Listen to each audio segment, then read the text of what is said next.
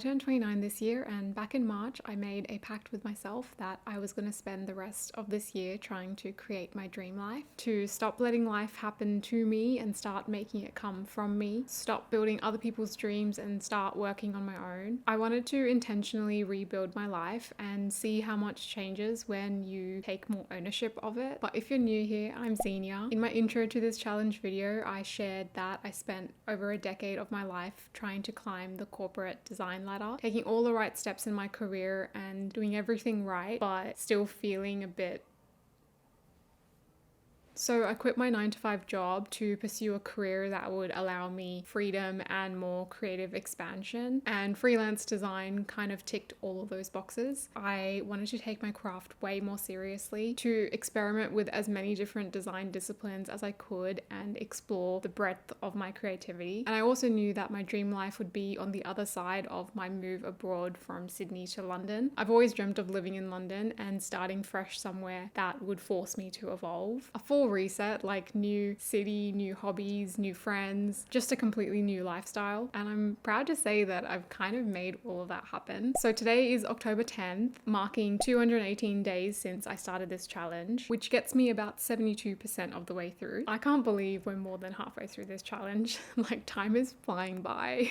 When I first began this challenge, I kind of naively thought that my dream life would just be my vision board come to life. To be honest, that's exactly how it should have started. I feel like I needed a North Star or like an outcome that I was aiming for. But I realize now that building my dream life is actually about two things. Yes, it's about making my life look and feel amazing, to hit all of the goals and milestones that I had in mind for myself. But it's also about growing into the person that I've always wanted to be. The emotional fulfillment side, my self-growth journey, healing my inner child, regulating my nervous system, especially through all of this change. And in essence, just making life feel good and not just look good, because I think that's the part that makes creating this dream life all worth it in the end. And yeah, that's basically what the last 100-ish days has been all about. And in this video, I wanted to chat about my honest feelings, to get a little bit raw and vulnerable again, what I think about this challenge, my journey so far, my learnings, and kind of what I intend to do for the final stretch of the 300 days. But before I jump into all of that, I'm really excited to chat about today's sponsor, Kittl. If you've been following this challenge from the start, you'll know that one of the biggest goals was to reconnect with my creativity. And part of that meant experimenting again, designing without rules, and just having fun. Kittl's made that so much easier for me. It's genuinely one of the most intuitive and cool design platforms I've ever used. And they've just launched something that I think everyone who's interested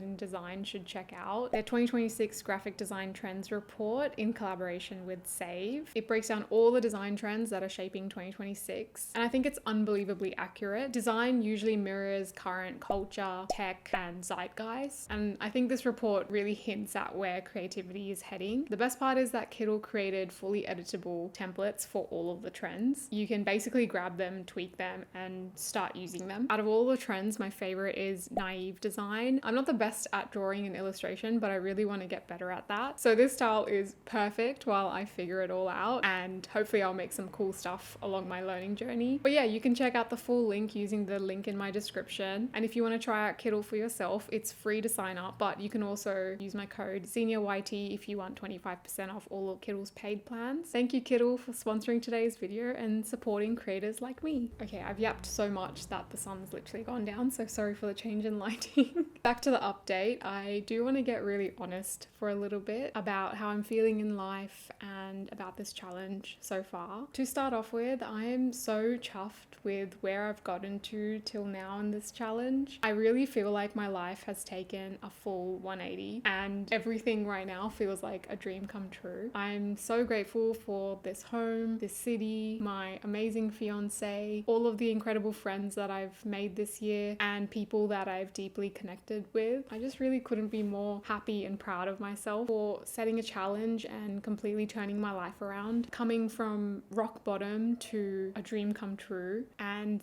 still managing to pick myself up even after every challenge that life threw at me. And yeah, I made it.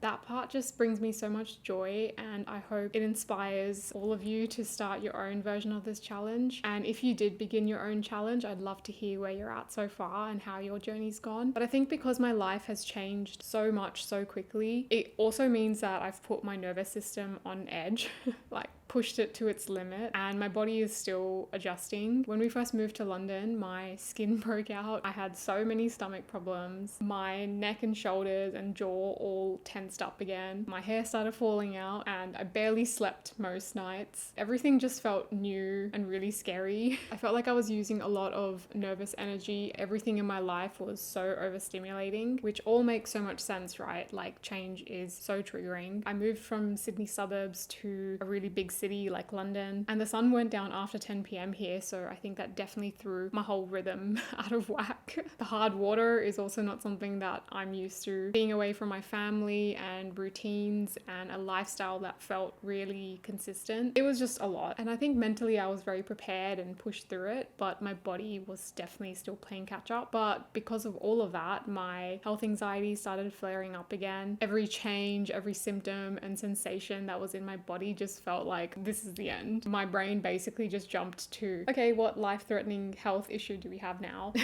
Rather than just remembering that I've obviously upped and changed my entire life and my body's just adjusting. I know my brain is just trying to protect me, and my nervous system wasn't really sure what was normal anymore. But I do think I was better at counteracting my anxiety this time than just succumbing to it. And I think I want to do a whole video on how I manage anxiety and health anxiety, because I think there's so many behaviors and things that have helped me kind of manage the effects of it. But for any of you guys watching who also have anxiety, I'd love to know what helps you out and what else I could be trying, because although I'm doing a decent job at managing it, even 4 months after, almost 5 months after moving here, I still feel pretty anxious. Not as overwhelming and debilitating, so I guess that's good.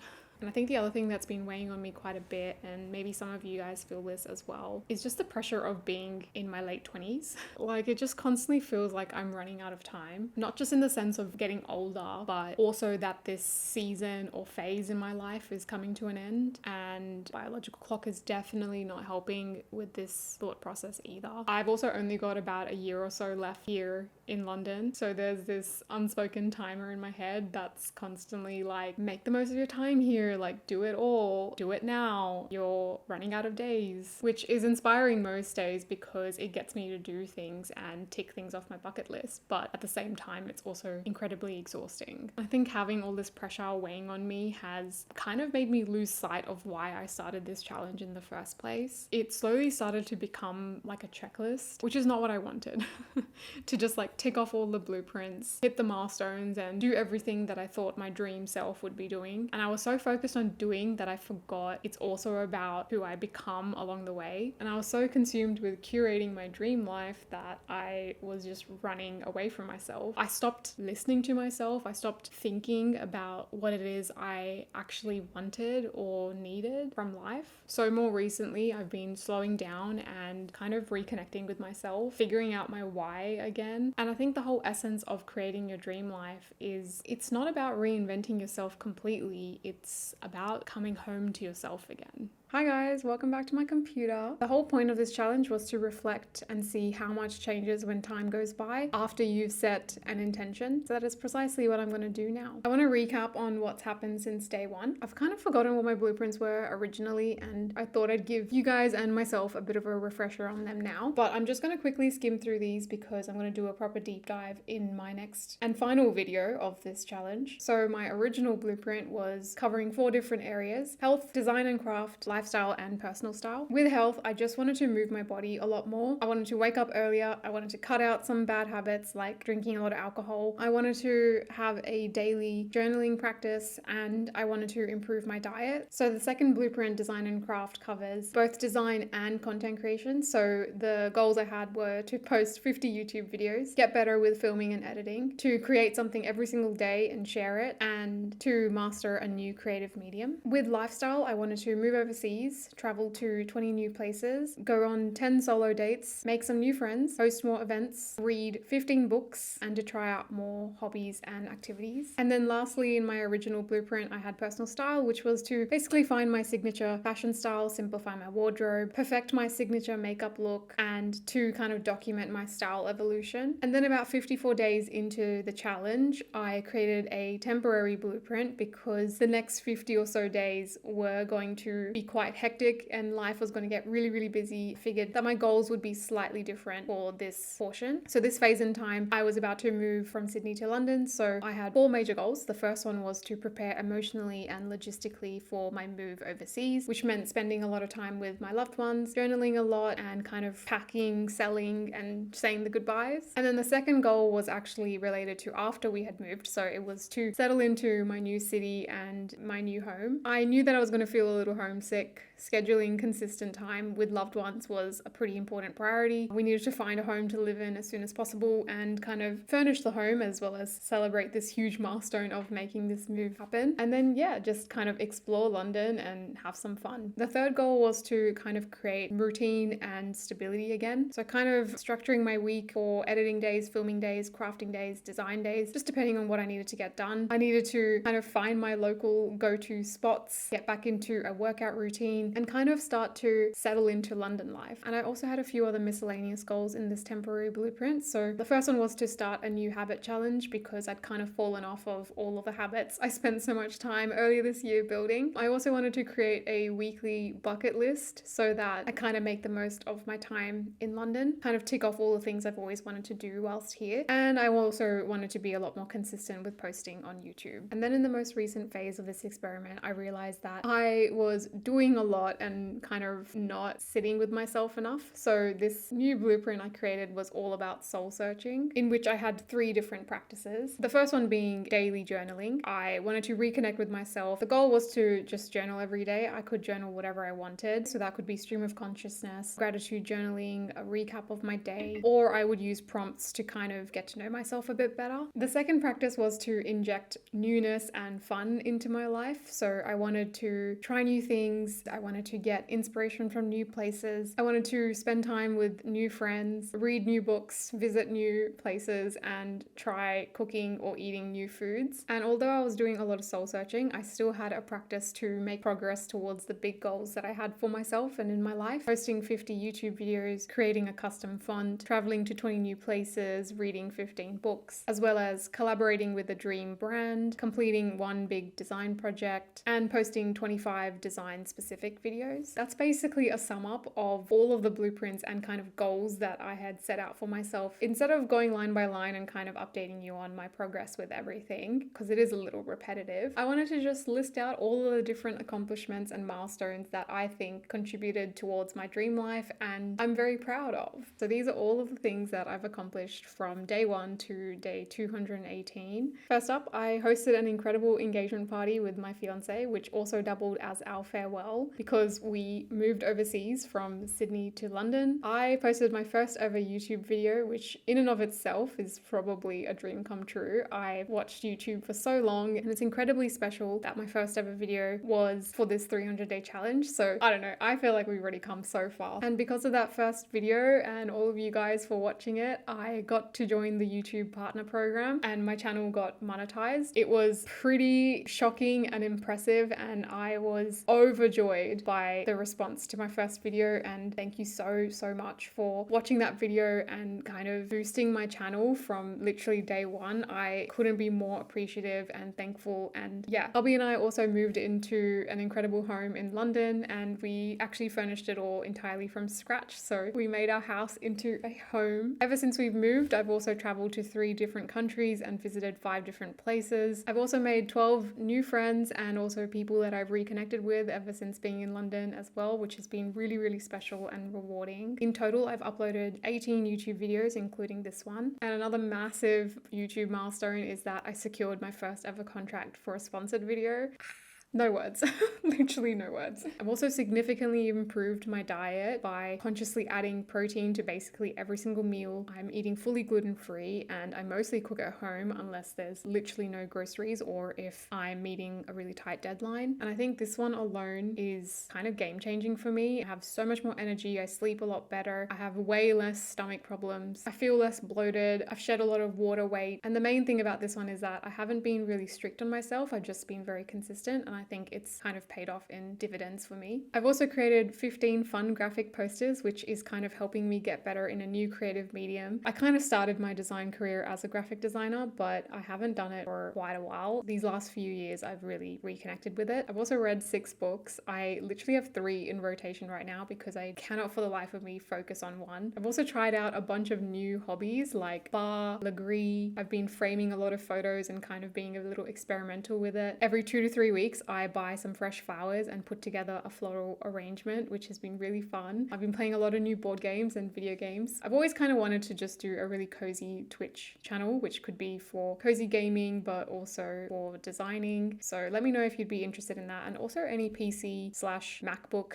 friendly games that I could be playing. And lastly, I've journaled every single day since July 26th. So that would be 78 days of consistency in that habit. And I think that's something that makes me so proud because it is not easy to journal every single day. I don't know, just reflecting on all of this, that is a lot to have accomplished in 200-ish days. I'm so proud of myself. I can't wait to see the entire 300 days worth, but so far I already just feel like I could stop here and I'd be like, yeah, I've created my dream life. I don't even need 300 days. I don't know. This feels really special. I've also wanted to chat about all the new things I've tried or things that have really helped me in that period of time. The first one is obviously journaling every single day. I do a mixture of bullet journaling as well as free form writing. I have already gone through 2 full journals ever since moving to London. In terms of bullet journaling, I started this experiment to kind of uncover what are the things in life that makes me feel really happy and fulfilled most days. So I'm kind of capturing a ton of data about myself.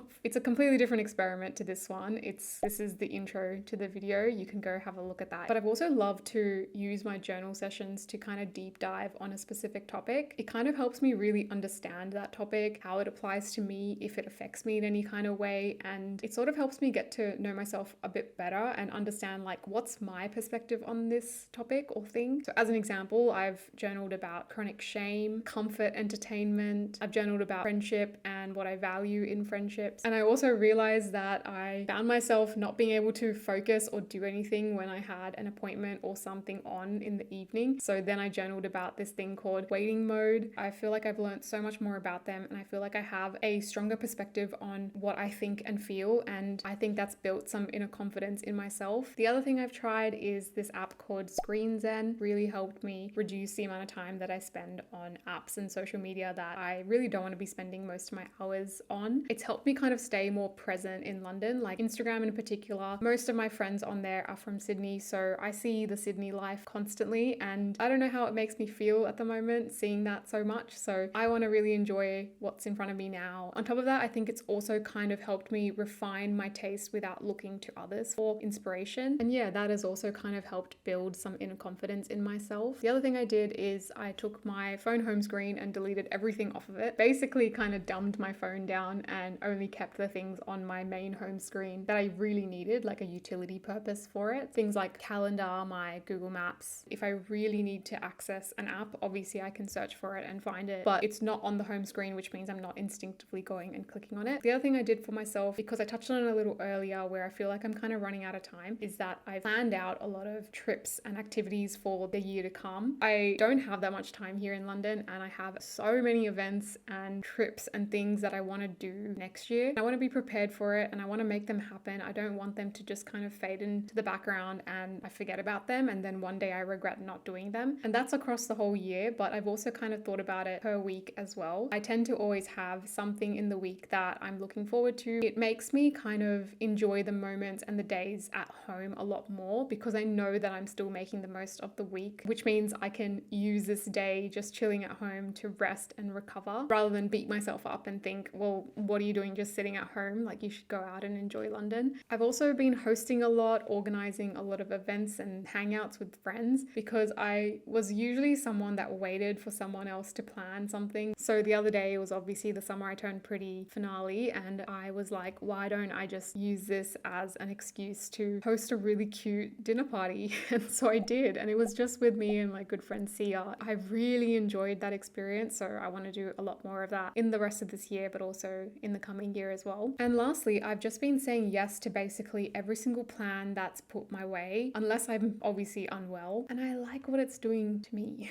I can't believe I'm saying this, but I've created a final blueprint for this challenge, and I'm just calling it Solidifying the Dream. So as I kind of already rambled on about, I've really hit a lot of huge milestones that I would have considered such a dream back when I started. I'm already really proud of myself, but I think I really want to solidify it in the next less than 100 days, just to make sure that I've really squeezed all I can out of this 300 days. So this blueprint is kind of just summarizing all of the goals that I still kind of have for myself. First goal is something that I have really neglected in this challenge: figure out my style and my signature look in terms of makeup, hair, fashion. And next up is that I want to explore way more of London. I have seen like a tiny bit of London so far. I want to check out more wine bars, have more park dates, hit up every single Christmas market that I can, visit all the places just because they have cool branding, check out all of the epic London museums and bookstores. It's freaking freezing right now, but I think I can still make it happen. Next up is that I want to do some more crafting and have some more tactile hobbies, things like doing Lego, scrapbooking, junk journaling, floral arrangements, and cooking. I also want to find a passion project. It's not really something that I'm going to complete before the end of this challenge, but I just want something that I'm just working at, tinkering on. That could be something design related, it could be something business related, it could be something content related. I don't know. I tend to rush a lot of projects, want to kind of finish things really quickly. Next up is that I want to get better at filmmaking and video editing. I definitely want to post another 12 YouTube videos, and I want to create like a variety of different video types. It gives me a lot to experiment with. So vlogs, sit down videos, structured videos, travel postcard style videos, taking my long form content and converting it to short form. I think there's such a skill in being able to create something that works for both. I do need to exercise 3 times a week and move my body a lot more. I really fell off in the last 50 or so days.